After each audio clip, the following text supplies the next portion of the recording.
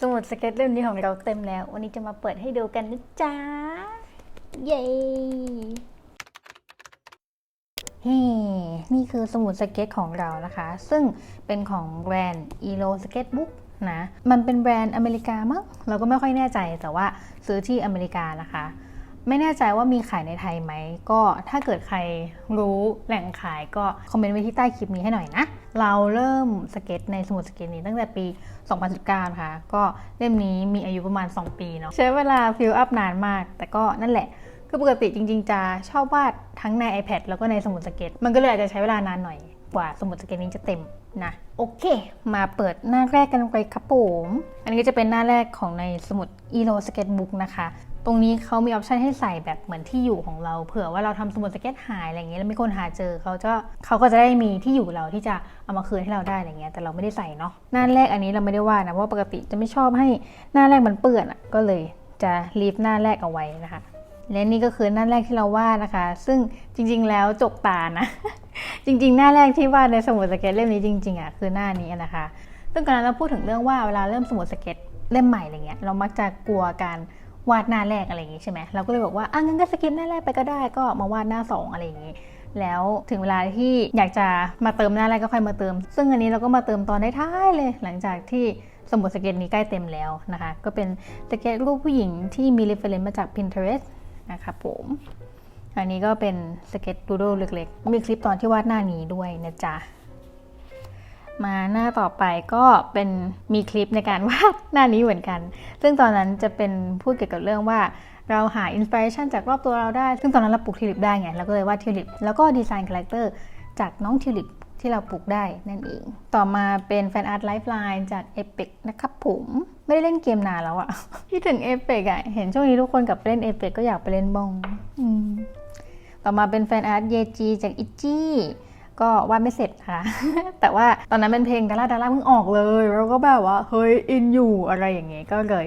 วาดแฟนอาร์ตเล็กน้อยหน้าต่อมาเป็นเกี่ยวกับธีมปิกนิกก็คือตอนปี 2019 เนี่ยเราฉลองวันเกิดเราโดยการไปปิกนิกอันนี้ก็เป็นรูปที่เป็นอินสปายมาจากอีเวนต์ตอนที่เราไปปิกนิกในวันเกิดเราอะไรอย่างงี้แล้วก็อันนี้ก็เป็นแบบเพลงที่อินตอนนั้น ซึ่งเป็นเพลงเกาหลีนะก็แบบว่ามีเขียนลิลิกท่อนฮุกละมั้งตรงนี้ด้วยนิดหนึ่งหน้านี้เป็นหนึ่งในหน้าที่ชอบมากๆมันออกมาแบบมูมิน่ารักมากเวอร์อันนี้เราใช้เป็นไส้ดินสอสีชมพูปากกาสีแดงแล้วก็ลงสีด้วยสีน้ำนะคะแล้วก็ใช้ปากกาสีดำตัดเส้นนิดหน่อยคือสมุดสเก็ตเล่มเนี้ยมันเทคสีน้ำได้ระดับหนึ่งเลยแหละก็เดี๋ยวเปิดไปเรื่อยๆก็จะเห็นรูปที่เราใช้สีน้ำอีกนะคะหน้าต่อมาอันนี้เรากระดาษใหม่มาแปะทั้ง2หน้าเลยเพราะว่า ก่อนหน้านี้เหมือนแบบเทสสีกวอชแล้วมันเละหน้านี้มันเละแล้วไม่ชอบก็เลยวาดรูปใหม่แล้วก็มาแปะในหน้านี้นะซึ่งอันนี้ก็จะเป็นแบบ study movement choreography ของเพลง K-pop เพลงหนึ่งนะคะมีใครเดาออกไหมว่าเพลงอะไรใบให้ว่าเป็นวง girl group คำใบมีประโยชน์มากคือหน้านี้เราติดกาวไปแล้วแต่ว่าหน้านี้เลยยังไม่ได้ติดกาวเพราะว่าอยากจะโชว์ให้ทุกคนดูว่าคือถ้าเกิดว่าเรามีหน้าในสมุดสเก็ตที่เราวาดออกมาแล้วเราไม่ชอบหรือว่ามันเละเกินแล้วเราแบบไม่โอเคไม่พอใจอะไรเงี้ยก็หากระดาษมาแปะทับแล้วก็วาดใหม่ได้นะคะเผื่อมีคนถามอันนี้เราใช้โคปิกมาร์กเกอร์นะคะสีเหลืองกับสีฟ้าเงินน้ำเงินนะจ๊ะกลับมาเป็นแฟนอาร์ต Overwatch ธีมสงกรานต์นะครับผมอันนี้ก็มีคลิปวาดหน้านี้ด้วยเหมือนกันอันนี้เป็นดูโดสเก็ตฟิกเกอร์นิดหน่อยอันนี้ก็เป็นสเก็ตดูโดหน้าผู้หญิงนะครับผมอันนี้ก็ใช้สีน้ำแล้วก็ปากกาแดงปากกาดำแล้วก็ดินสอสีชมพูเหมือนเดิมเลยในกล้องมันอาจจะไม่ค่อยเห็นดินสอสีชมพูแต่ว่ามันจะแบบลางๆอยู่ใต้ภาพนี้นะจ๊ะอันนี้เป็น journal เกี่ยวกับการไปดู Avenger Endgame ของเรา ก็มีตัวหนังที่แปะตรงนี้เห็นปะปี 2019แล้วก็มีเขียนความรู้สึกที่เกี่ยวกับหนังเรื่องนี้นิดหน่อยอันนี้เราก็มีคลิปที่วาดหน้านี้เหมือนกันนะคะหน้านี้เป็นการวาด challenge มือ100มือนะคะซึ่งเราวาด50มือในสมุดสเก็ตแล้วก็อีก50มือใน iPad เราเนาะนี่ก็จะเปิดให้ดูคร่าวๆอันนี้เราสเก็ตด้วยปากกาสีดำแล้วก็มาลงสีด้วยสีน้ำนะคะก็ช่วงแรกๆที่เราวาดในสมุดสเก็ตเนี่ยเราอัดคลิปตอนที่เราวาดในสมุดสเก็ตค่อนข้างบ่อยแต่ว่าหลังๆมาเรามีความรู้สึกว่าทุกคนจะสนใจตอนเราวาดใน iPad มากกว่าหลังๆก็เลยเป็นคลิปที่วาดใน iPad บ่อยกว่านะมาเปิดหน้าต่อไปกันเลยดีกว่า อันนี้ก็เป็นสเก็ตฟิกเกอร์แล้วก็เสื้อผ้านิดหน่อยนะคะสเก็ตด้วยปากกาสีดำagain อันนี้จะเป็นตอนที่เข้าสู่วงการสีไม้บ้างแล้วเราซื้อสีไม้มาลองใช้ของ Prisma Color นะคะก็ลองสเก็ตด้วยสีไม้ตรงนี้แล้วก็ลองมาใช้คู่กับสีน้ำอย่างที่เราชอบในด้านนี้ด้วยซึ่งเราค่อนข้างชอบสไตล์ที่มันออกมามากเลยคือเส้นดินสอสีไม้เนี่ยมันจะมีความนุ่มมากกว่าใช้ปากกาเนาะแล้วเราก็รู้สึกว่ามันเข้าคู่กับสีน้ำได้ค่อนข้างดีมากโอ้บรนบรนหน้านี้เราพยายามดีไซน์โปรดักต์สินค้าน้องแมวจิกิต้าของเรานะซึ่งก็ไม่ค่อยประสบความสำเร็จเท่าไหร่ก็ปัดไว้สองหน้านี้ไม่รู้เป็นอะไรเหมือนกันตอนนั้นแค่มีความรู้สึกว่าอยากจะละเลงสีน้ำลงบนกระดาษสักที่หนึ่งก็เลยออกมาเป็น2หน้านี้นะคะแรนดอมมากไม่มีอะไรเลยหน้านี้ก็จะเป็นวาดดอกไม้ไฮเดรนเยียซึ่งเป็นดอกไม้โปรดของเราเลยแล้วก็ดีไซน์คาแรคเตอร์จากดอกไม้ไฮเดรนเยียนะซึ่งก็เป็นธีมเดียวกับไอ้ที่วาดดอกทิวลิปนี่แหละนี่ก็พยายามดีไซน์ให้เขาอยู่ในธีมเดียวกันธีมเป็นแบบเฟรี่ดอกไม้อะไรแบบนี้นะจ๊ะซึ่งเราก็มีคลิปที่วาดหน้านี้เหมือนกันนะคะมาหน้าต่อไปหน้านี้เป็น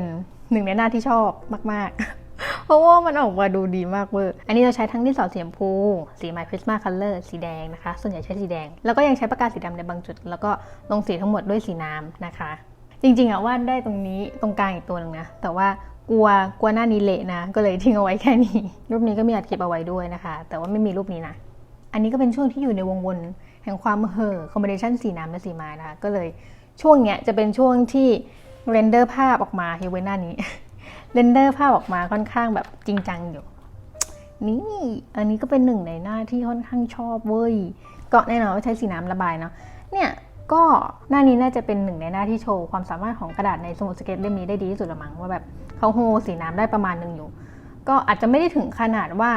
ใช้เทคนิคเวทออนเวทได้อะไรขนาดนั้นอะแต่ว่าถ้าเกิดว่าผสมสีแล้วก็มาระบายซ้อนเลเยอร์หลายๆเลเยอร์อะไรเงี้ยก็ได้อยู่มันอาจจะมีกระดาษมันแบบเขาเรียกอะไรโค้งๆงอๆอย่างนี้อีกหน้าหนึ่งบ้างอะไรเงี้ยแต่ว่าก็ไม่ได้ร้ายแรงมากนะคะเผื่อคนดูหน้านี้ไม่ทัน ย้อนกลับมาให้ดูอีกนิดนึงอันนี้จริงๆกะจะลงสีแต่ว่าขี้เกียจ ก็เลยตัดเส้นแค่สีไม้เอาไว้แล้วก็ทิ้งไว้แค่นี้นะฮะอันนี้ไม่รู้ทุกคนดูออกเปล่าอันนี้เป็นแพนเค้กอันนี้จริงๆควรจะเป็นวอฟเฟิลแต่เรากลัวระบายแล้วมันพังอะเราไม่กล้าวาดลายตารางก็เลยทิ้งเอาไว้แค่นี้ก็เลยออกมากลายเป็นดูเหมือนคุกกี้เฉยเลยแต่ว่าอันนี้เป็นวิปครีมนะคะหน้านี้จะเป็นหน้าที่เริ่มโปรเจกต์ Inktober แล้วนะคะอันนี้ก็จะเป็นเหมือนแบบหน้าที่เราเตรียมการใน Inktober ปี 2019 อันนี้จะเป็นดีไซน์ตัวละครที่เรากะจะวาดในช่วง Inktober แล้วก็ลองเทคนิคว่าเราจะใช้อุปกรณ์อะไรดีอย่างนี้ก็จดเอาไว้ว่าเราใช้ปากกาของ Pigma Brush Pigma Micron แล้วก็ Faber Castell นะครับผมแล้วก็สเก็ตด้วยดินสอสีชมพูแล้วก็สีไม้สีแดงใช่หน้านี้ก็เป็นหน้ารวมไอเดียว่าเราจะแพลนวาด Inktober 2019 ของเรายังไงนะคะและหน้านี้ก็เป็นหน้าที่เริ่มโปรเจกต์ Inktober 2019 ของเรานะคะก็แน่นอนว่ามีคลิปที่อัดวาดเอาไว้ของทุกรูปในนี้นะคะซึ่งธีม Inktober ของปีนั้นที่เราตั้งไว้ก็คือเป็นแม่มดบวกขนมนะจ๊ะ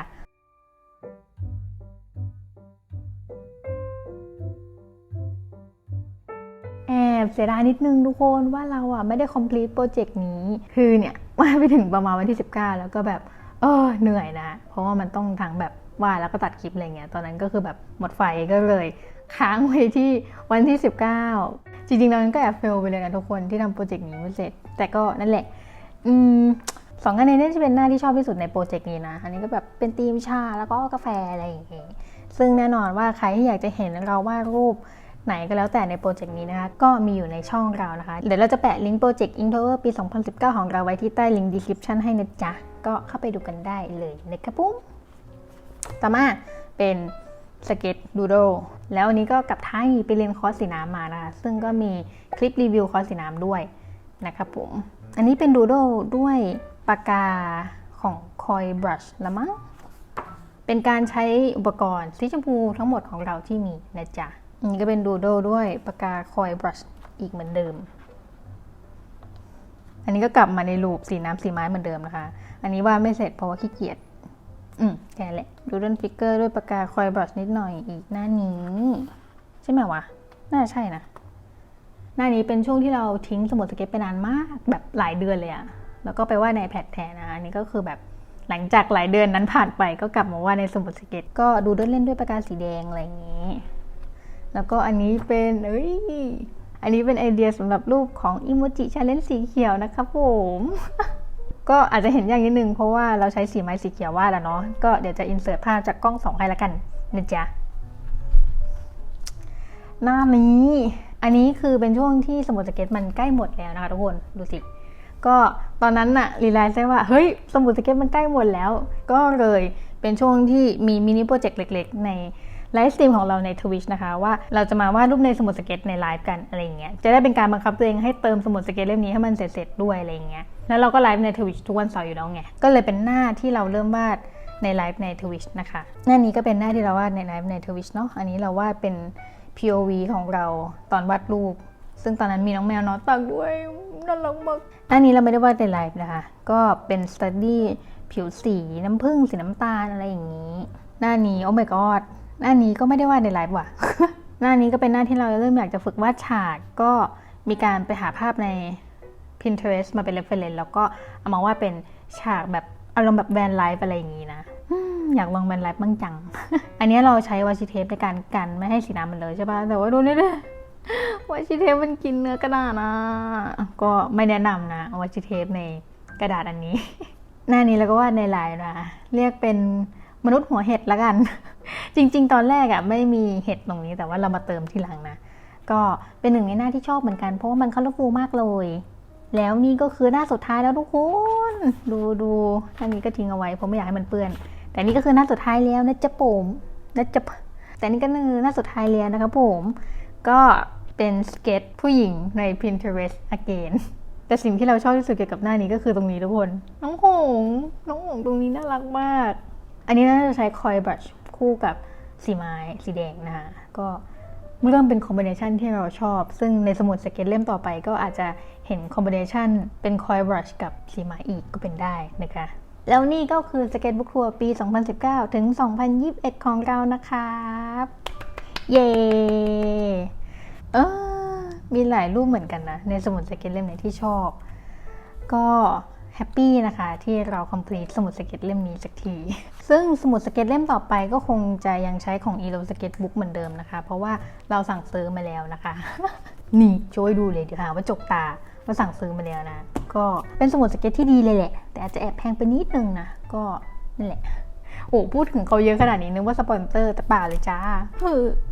ยังไงเราก็หวังว่าทุกคนจะชอบสมุดสเก็ตบุ๊กทัวร์ของเรานะครับผมถ้าเกิดอยากรู้ว่ารูปไหนเราใช้อุปกรณ์อะไรเป็นพิเศษก็สามารถคอมเมนต์ถามไว้ที่ใต้คลิปนี้ได้นะคะยังไงก็หวังว่าจะชอบคลิปนี้กันนะคะทุกคนก็ถ้าชอบก็อย่าลืมกดไลค์กดแชร์ไว้ให้ด้วยนะครับผมโอเควันนี้เราไปแล้วทุกคนลาก่อนต้นขินไว้เจอกันใหม่คลิปหน้านะจ๊ะ